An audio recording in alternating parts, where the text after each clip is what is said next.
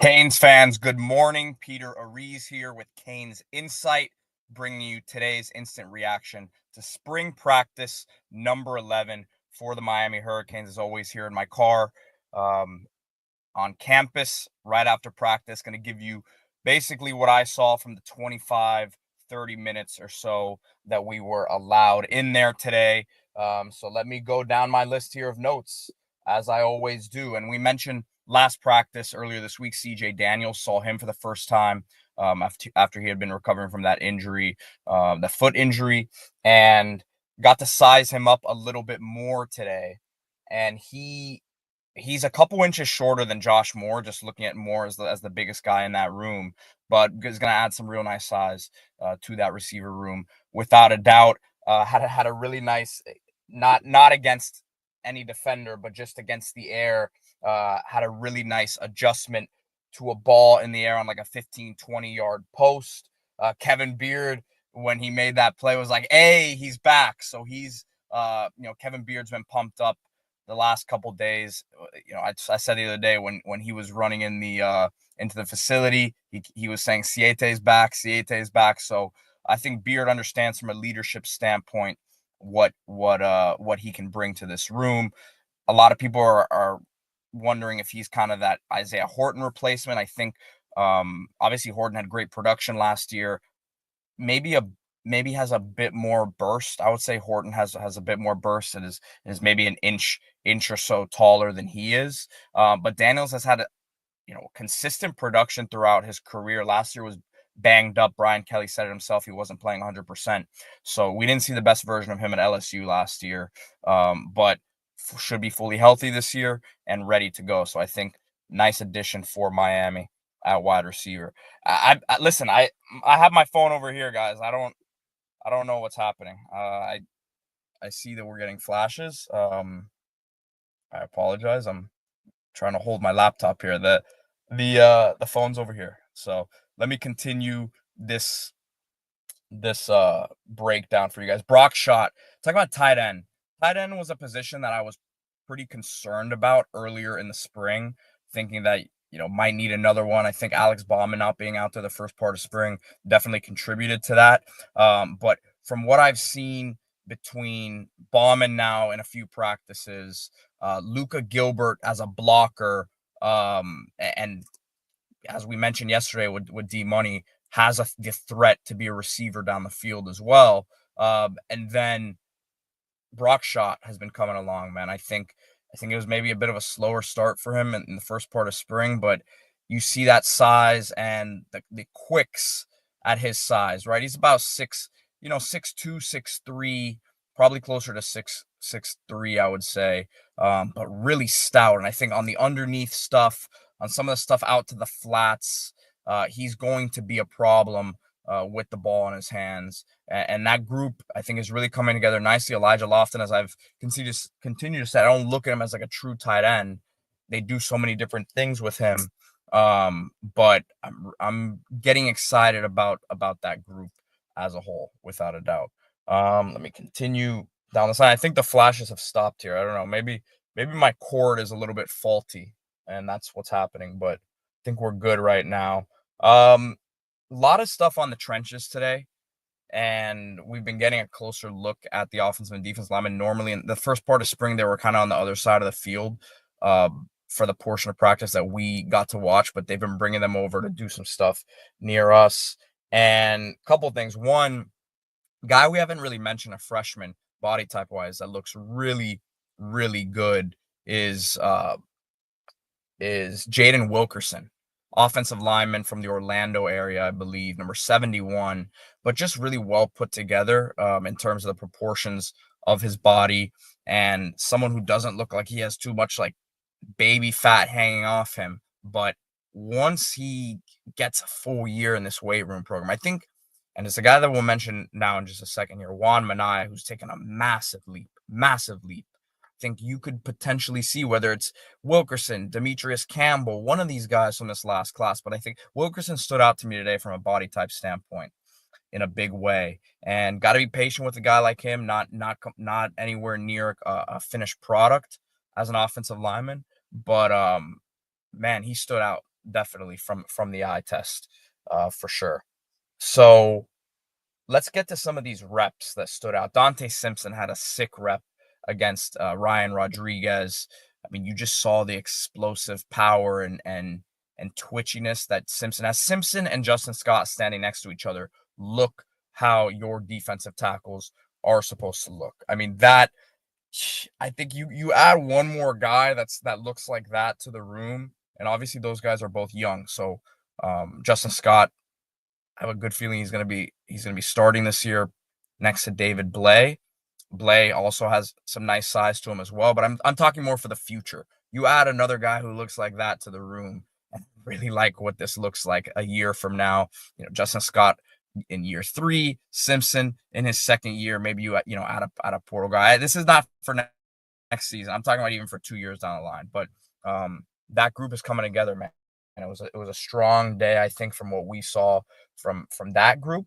Um, just talking about just continue down Fatuli, awesome rep against Artavius Jones, and Artavius Jones has a few inches on him, so some pounds as well. But SJ Alafatuli at the point of attack is just so stout, man. Really, really powerful.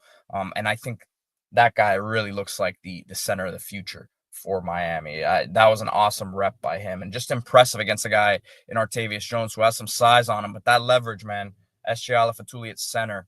I think it's going to be a fun player to watch for Miami down the road. Juan Minaya, I really, really want to stress this point because this was someone that when he was a take for Miami a couple years ago, everyone was really, I don't want to say up in arms, but they were kind of like, man, is this guy's not rated so high? Don't love his offers. But remember, this is someone that Mirrorball saw in person at camp from New Jersey. Really liked what he had in terms of a size and athleticism standpoint. Needed to get his body together. Needed to really get in this program and instill some of that. Not that he didn't have toughness already, but really harden him up, so to speak. And like this is a guy who was a basketball player. Some of these basketball guys, they don't come in always ready from a mental toughness standpoint. This guy has turned the corner such a major way. He had back-to-back reps today. First one was on Dante Simpson, who we've been talking about. And look, Simpson's a freshman, so he's not every rep's gonna be perfect. But we talk about the size with him and the power. Minaya he bullied him on that particular rep. That was probably the most oohs and ahs that the players and coaches had on a single rep all day that we saw today. It got people excited. Then directly after that, Minaya had another awesome rep. Forget who was I don't remember who it was on, but Mario was fired up. Mario came to him with both of his hands like this, and Mario had this intense face, and Minaya went like this. It was one of those moments where you could tell Mario sees this kid turning the corner, and that's a great example of the sort of development that's going on in the offensive line. I think he's pushing to be in that 2 deep without a doubt this year. So as we keep things moving, that was a lot of the stuff on the offensive line, but let's look at some of the stuff in terms of receivers, DBs, a lot of stuff near the goal line today. So a lot of fade routes. Jojo Trader beat O'Connor on this one play initially, and O'Connor recovered and made a nice play to bat the ball down at the high point. There was some physicality on the rep as well. Good to see the back and forth. And again, Jojo made a nice initial move, kind of a stutter step, and then O'Connor had kind of bit, but then he recovered well and made a nice play on it. Maybe the catch of the day to me was Josh Moore snatching one over the top of Xavier Lucas. Looked like a fade, left part of the end zone, and just snatched it right over the top of him with 2 hands. We understand that Xavier Lucas is a big, long corner himself. So this wasn't just a case of Moore just having a few, and it's not like this was against Charles Brantley, who's not the biggest corner in the world, right? He did it over other than Emmanuel Carnley, one of the bigger defensive backs on the team, and Lucas was in position. It was good. I would say it was good coverage by Lucas. He just that's what happens when you got a 6'4" receiver with legitimate ball skills. And it just that light is really coming on for him early on at Miami. Josh Moore. When we saw him last year at the Under Armour camp, you could see the tools he had, but was raw as a receiver. Was really, really raw as a receiver, and I think those things are starting to come together for him. So, Josh Moore, we don't like to hype people up, right? This is, but at the end of the day, I'm just saying what I see, and it was a sick grab over Xavier Lucas. Nice coverage on another route by Emmanuel Carnley on JoJo, just kind of like fanned him to the outside, and he just pretty much had his arms, extended, facing JoJo, and with that length, 6'3", 6'4", it's very tough. That's a perfect throw by the quarterback. It was an incomplete pass.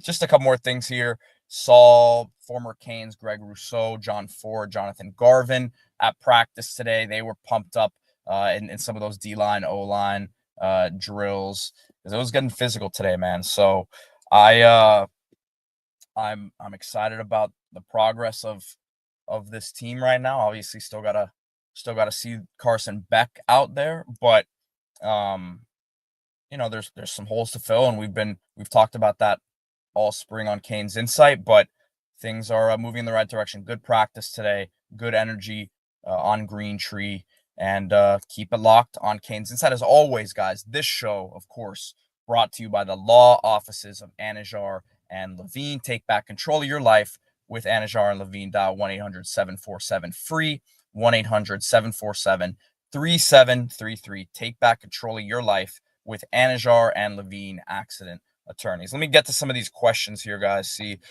I'm sorry about the light thing earlier again. I don't know what happens. I thought it was my phone the other day, but maybe it was my cord on my camera. But I think the way I'm holding my computer right now is getting the job done. So let me see here. Gregory Prince says, how does the coaching staff feel about players participating in track and field, need to work on speed at the skill positions? I mean, look, I think that any coach of any sport would rather their guys focus on one sport. I don't know that. I think the other part of it is you got to have guys who are track level athletes for the University of Miami. The University of Miami does not have a slouch of a track program. So it's got to be a two-way street. They've got to be good enough to run for the team or participate in whichever events, which guys in the past have been. But I'm not necessarily sure that some of the guys that Miami's recruited want to run track either. So there's a few factors that go into play there. If there was someone who's definitely good enough, I don't think Mario's gonna say no to it. But again, you gotta have athletes that the track team wants to use out there as well. So it goes both ways. George Blissett says, I'm pretty sure the last time Brock Shot was measured, he was 6'4". He plays taller than he is. I mean, look, heights are always it's a weird thing because sometimes you get measured with your shoes on somewhere. Personally, I don't see him as a guy who's a legitimate 6'4". I don't know if it really matters though with the size that he has on him. But either way, that's I'm going more towards 6'2", 6'3". Let me see what else we got here. Appreciate everyone who's been on the stream with us today and who's been on all spring long. I know a lot of this stuff starts to sound redundant after a while, but today was a good practice. Today was, to me, one of the, at least from what I saw, really good energy out there, and it's good to see later in spring now, because that energy kind of wanes off a little bit at the end of practice, or at the end of spring, so to speak. So, all right, guys, appreciate you all for joining me today. Hit that like button, subscribe to the channel. We'll be back tomorrow with D Money. Keep it locked here on Canes Insight. Like and subscribe. Go Canes.